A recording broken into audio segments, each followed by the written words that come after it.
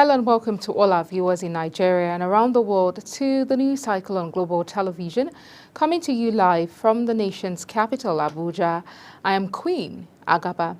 A quick reminder that Global Television is on DSTV channel 365, on Star Times channel 276, and free to air on Nigecomsat. You can download the Global TV Nigeria mobile app for Android and iOS devices to keep track of our broadcast. A nationwide protest led by the Take It Back movement and other civil society organizations has commenced in Abuja. The demonstration, which kicked off this morning, aimed at drawing attention to the alleged misuse of the Cybercrime Act, the worsening economic hardship in the country, and what organizers have described as a state of emergency in Rivers State. Protesters gathered in the nation's capital, wielding placards with various inscriptions such as "Stop the Repression" and "Let Us Breathe," among others. Global Television will keep you updated as the development unfolds. Officers of the Nigerian Police Force used tear gas to disperse protesters in the Maitama area of Abuja today. The protesters who had gathered peacefully to voice their concerns were caught off guard as tear gas canisters caused chaos, forcing many to flee for safety. Godwin Sunday has details. This protest is part of a nationwide demonstration organized by the Take It Back movement and various civil society groups aiming to draw attention to several pressing national issues. Among the key concerns highlighted by the organizers are the alleged abuse of Cybercrime Act, the worsening economic crisis, and what they describe as a state of emergency in Rivers State. Human rights activist and former presidential candidate Omoyele Sowore was also present at the protest to express his support for the movement. And our state president is censoring our rights. Yes. And we have told them also that the IGP of police that is leading the program today at Eagle Square is an illegal IGP of police. Yes. He must leave after 60 years of age and 35 years of being in power. Yes. That is the essence of our march today. Yes. Nobody can stop an idea whose time nobody can stop an idea whose time. As we are having this march today, it's happening in Lagos as well. Yes. It's happening in Port Harcourt. Yes. And these ones are rehearsals. Yes. The time will come where all Nigerians will come out and nobody can stop them. Yes. So we have advised our police friends or frenemies that they should go and tell their oga that we are going to the National Assembly. The demonstrators carried placards with messages such as "Stop the Repression" and "Let Us Breathe" as they marched through the streets of the Federal Capital Territory. Godwin Sunday for Global Television News. In a related development, the Northern Youth Council of Nigeria has distanced itself from the planned nationwide protest tagged "Take It Back," warning that such demonstrations could inflame tensions and destabilize the country. President of the group, Isa Abubakar, in a statement issued in Kaduna, says while the council acknowledges the frustrations of many young Nigerians, it believes that the current atmosphere calls for restraint, dialogue, and national unity, not street protest. The council stated that it deeply concerned about the rising tension across various regions and the increasingly fragile socio-political climate.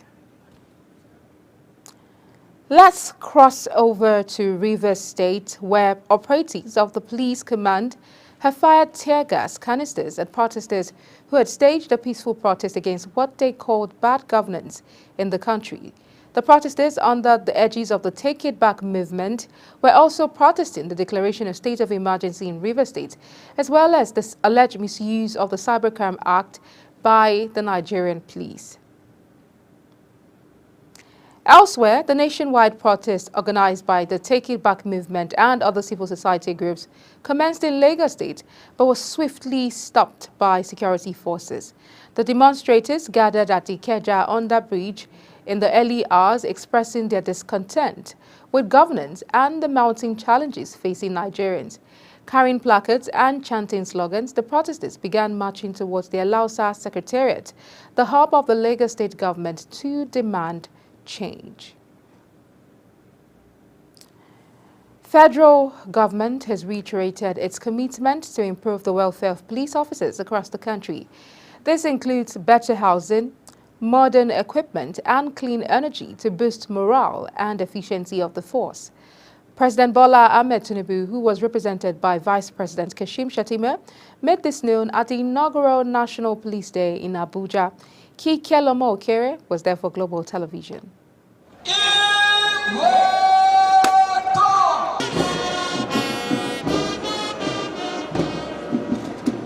For the first time in the history, the federal government has institutionalized April 7th every year to celebrate the role of the Nigerian police force in maintaining national unity and security. Take some of these items.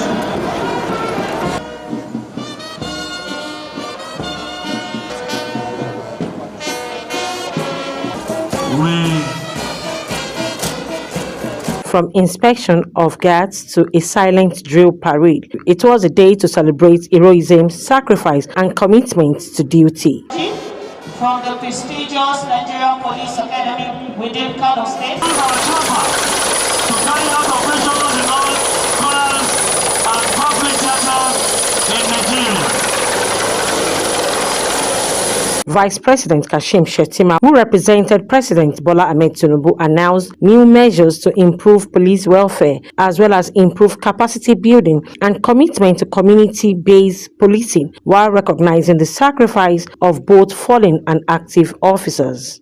Let me assure you that the federal government of Nigeria will institutionalize 7th April as an annual celebration of National Police Day, cementing its place in our national calendar and demonstrating our enduring appreciation for the Nigerian Police Force.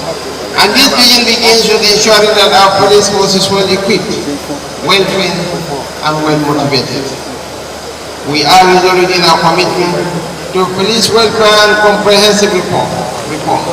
On his part, the Inspector General of Police, Kayode Egbetokun, says Police Day is a solemn occasion to honor the fallen heroes, men and women who made the ultimate sacrifice in the service to the nation. He further says the NPF is embracing technology, intelligence-led policing, and community engagement as a key pillar of its service delivery model, with a clear goal to build a police force that commands trust, deliver justice, and reflect democratic ideal of the country. It's not only a time for celebration, but a solemn moment for reflection and renewed commitment to the principles of justice, service, and professional policing.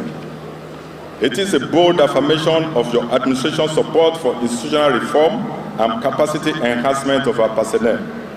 This gesture serves as a tremendous boost to our morale and reinforces our collective resolve to discharge our duties with renewed. A minute's silence was observed for the fallen heroes who paid the ultimate price in service to the nation. The first National Police Day celebration brought together security agencies, veterans, and dignitaries.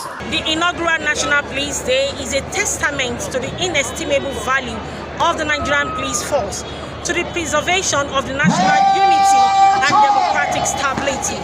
From Eagle Square in nation's capital, Kike Lomo Okere reporting for Global Television News. Chairman of the People's Democratic Party, PDP, Board of Trustees, Adolphus Wabara, says President Bola Tinubu and Vice President Kashim Shettima have shown that they are not prepared for governance. Wabara accused the president and his vice of traveling abroad while Nigeria faces numerous challenges. The former president of the Nigerian Senate described Tinubu and Shettima's foreign trips as the height of executive rascality. The national president of the Nigerian Union of Local Government Employees, Haruna Kankara, says about 20 states have yet to implement the 70,000 naira new minimum wage for local government workers and primary school teachers. The union's leader disclosed this in response to questions on the implementation of the new minimum wage with reference to the local government workers and primary school teachers in the country. The states include Yobe, Gombe, Zamfara, Kaduna, Imo, Ebonyi, Cross River, Federal Capital Territory Abuja, Borno, and 11 others. With Nigeria's unemployment rate continuing to affect millions, particularly the youth, many are left seeking opportunities to build a sustainable future. As government promises reforms and job creation, citizens share their perspectives on the causes and possible solutions to the lingering job crisis. Hassan Kabiru completes the story. Despite various government initiatives and reforms, the rate of unemployment in Nigeria remains a pressing concern, especially among the youth. We explore the realities on ground and hear directly from those most affected. Across the country, young Nigerians are speaking about their struggles, hopes, and ideas for a better future. Here are what they had to say about unemployment and youth empowerment in the country. The issue of unemployment to be on a high rise. If you compare the number of the graduates that Nigeria is turning in every year, and the space for them to work, you are right that there is a little space for them to work. How much can government take for all this unemployment? What kind of government have a little space to absorb the churning youth that's being both from the academic sector and those that are not even having this formal educations? So what I was thinking is that the what government can actually do on this aspect, that if government can ensure that first and foremost the issue of power, if you can enable Nigerians to have access to 24 hours power, irrespective of where you are in the country. For youth, the government is not encouraging them to do anything. So I would prefer some of the youth that love themselves to look for a business to do or a work to learn, even after your school. Because we continue to pay school fees every day to your children, and at the end of the day, government will never assist any of them. That is where we find ourselves. There are job opportunities in many government parastatals, but it's being given to who. This is one of the greatest challenges that we are facing. It's not even about creating jobs. The ones that they've already created, did it circulate? Did Nigerians benefit? Who are the Nigerians benefiting from those ones that are already in places? Unemployment in Nigeria has become more than just a statistics. It's a daily reality for millions of young people across the country with a growing population and limited job opportunities. Many youth are left feeling hopeless and frustrated, while the government promises empowerment initiatives and job creation schemes. The gap between promises and reality continues to widen. Today we take to the street to hear the voices of the people. What do they think is the root causes of this unemployment crisis? What are the solutions do they suggest, and how do they believe youth empowerment can make a difference? Hassan Kabir reporting from Global TV News. The National Chairman of the All Progressives Congress, Abdullahi Ganduje, has condoled the family and the entire people of Kano State over the death of Galadima Kanu, late Abbas Sanusi. Abbas Sanusi, who is the father of the APC state chairman, Abdullahi Abbas, died on Thursday after a brief illness. Global Television's correspondent Idris Jibrin witnessed the visit in Kano and now reports. Leaders of the APC. The chairman Abdullahi Ganduje arrived the VIP wing of the Malam Aminu Kano International Airport to, among other things, pay his condolence visit to the Emir of Kano, Amina Ado Bayero. The Emir's palace in Nasarawa, Ganduje was received by the Sarkin Dawaki Aminu Babba and other traditional rulers of the Kano Emirates. The main reason why we visited this historic palace, Your Highness, is to condole you over the passing away of Galadima of Kano. There is no doubt that Galadima of Kano's death is a great loss not only to Kano people or Northerners, but Nigerians in general.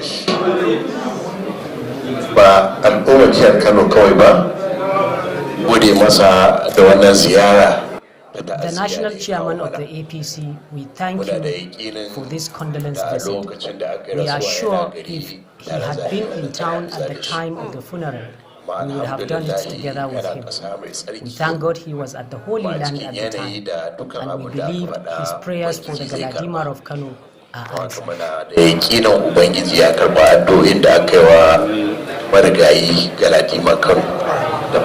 Back at Galadanchi quarters, the national chairman met with the state chairman of the APC, Abdullahi Abbas, where he condoled him over the passing away of his father, late Abbas Sanusi.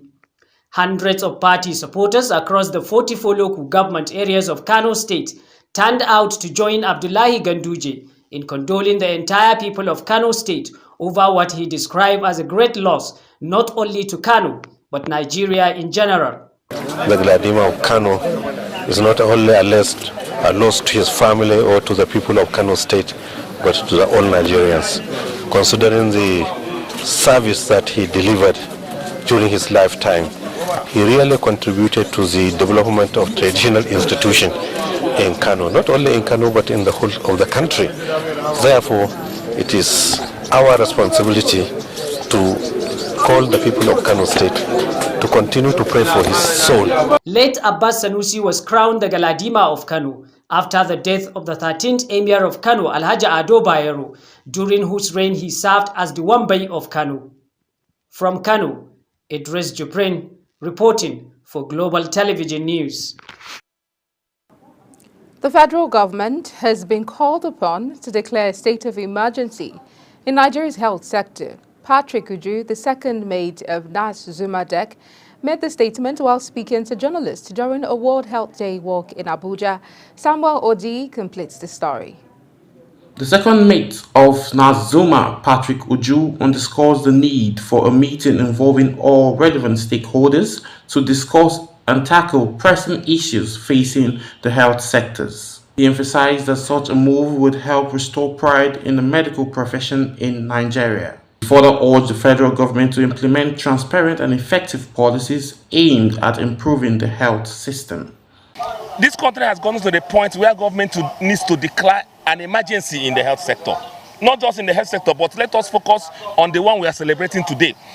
There is need to call a stakeholders meeting. The government must be honest, they must be sincere. They must come forth with policies that will make people look at it and say, okay, I can take pride in being a doctor in Nigeria. Apart from satisfaction of saving people's lives, solving people's problems, you also take the satisfaction that your own problem is also being catered for. Possible. I know that people worry about a whole lot of things, but health, for you to have good health, you must have physical activity. The least you can do is walk. The body is structured to work. Most people think that for you to exercise, you need to play football, play lawn tennis, or do other extraneous activities. But from what we learn when we have periodical health talks is that walking is the simplest form of exercise. And walking is even easier for the aged people, because the body is made in such a way that the more you exercise your legs, the healthier you stay. It gives you opportunity for your heart. Your heart works faster. Your all internal organs function better when you walk. So I will encourage the elderly amongst us to imbibe the habit of walking. The group further highlighted the importance of ensuring the welfare of doctors through deliberate effort from the government. Samuel Odi, reporting for Global Television News. You're watching the live broadcast of the News Cycle. When News Cycle returns, Alex Iwobi becomes the first Nigerian to hit 30 goals, assists in English Premier League. Details coming shortly after the break. Please stay with us.